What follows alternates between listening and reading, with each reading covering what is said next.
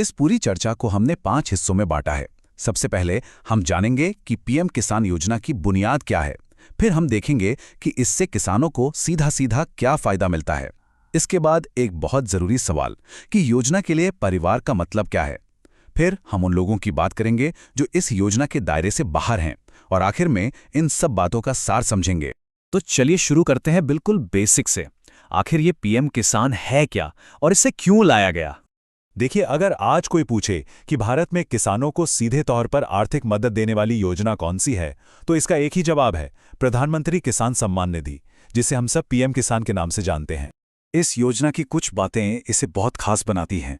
पहली बात, इसका 100% पैसा केंद्र सरकार देती है, मतलब राज्यों पर कोई आर्थिक बोझ नहीं है। दूसरी, ये योजना 1 दिसंबर 2018 से लागू है, और सबसे अहम बात, पैसा सीधे लाभार्थी के बैंक खाते में जाता है। इसका मतलब बीच में कोई बिचौलिया नहीं। इससे पारदर्शिता बढ़ती है और पैसा सही जगह पहुंचता है। ठीक है, तो योजना की रूपरेखा तो समझ आ गई, लेकिन अब आते हैं सबसे जरूरी सवाल पर, किसानों को असल में मिलता क्या है। चलिए अब सीधे सीधे लाभ की बात करते हैं। योजना का मकसद बिल्कुल साफ है, उन सभी किसान परिवारों को सीधे इनकम सपोर्ट देना जिनके पास खेती की जमीन है। यहां ध्यान देने वाली बात है भूमि धारक परिवार, मतलब ये योजना उन किसानों के लिए है जिनके नाम पर जमीन है। तो ये आर्थिक मदद है कितनी? हर एक योग्य परिवार को साल में कुल 6,000 रुपए दिए जाते हैं। लेकिन ये 6,000 रुपए एक साथ नहीं दिए जाते। सरकार इसे 3 बराबर किश्तों में देती है, मतलब हर 4 महीने में 2,000 रुपए सीधे किसान परिवार के बैंक अकाउंट में पहुंच जाते हैं। अब एक बहुत ही टेक्निकल लेकिन जरूरी सवाल पर आते हैं। ये जो पैसा है, ये मिलता किसे है? मतलब सरकार की नज़र में एक किसान परिवार की परिभाषा क्या है? चलिए इसे समझते हैं, क्योंकि सारी योग्यता इसी पर टिकी है। तो योजना के नियमों के हिसाब से परिवार का मतलब है पति, पत्नी और उनके नाबालिग बच्चे। मतलब इस योजना में लाभ एक व्यक्ति को नहीं, बल्कि पूरे परिवार को एक यूनिट मानकर दिया जाता है। यहां एक और बात समझना जरूरी है। पैसा भले ही केंद्र सरकार देती है, लेकिन जमीनी स्तर पर योग्य किसान परिवारों की पहचान करने की जिम्मेदारी राज्य सरकारों और केंद्र शासित प्रदेशों की होती है।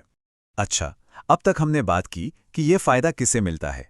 अब बात करते हैं कि कौन कौन इस योजना के दायरे में नहीं आते। ये जानना भी उतना ही जरूरी है। देखिए, इस योजना का मकसद उन किसानों की मदद करना है जिन्हें इसकी सबसे ज्यादा जरूरत है। इसीलिए जो लोग आर्थिक रूप से पहले से ही मजबूत हैं, उन्हें इस योजना से बाहर रखा गया है। तो कौन है ये लोग? सबसे पहले तो संस्थागत भूमिधारक, मतलब जिनकी जमीन किसी कंपनी या ट्रस्ट के नाम पर है।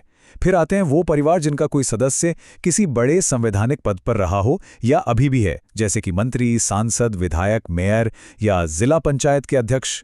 इस लिस्ट में आगे हैं केंद्र या राज्य सरकार के कर्मचारी, चाहे वो अभी काम कर रहे हों या रिटायर हो चुके हों। हाँ, इसमें ग्रुप डी के कर्मचारियों को छूट दी गई है। इसके अलावा वो रिटायर्ड लोग जिनकी मासिक पेंशन 10,000 रुपये या उससे ज्यादा है, वो भी इसके पात्र नहीं हैं।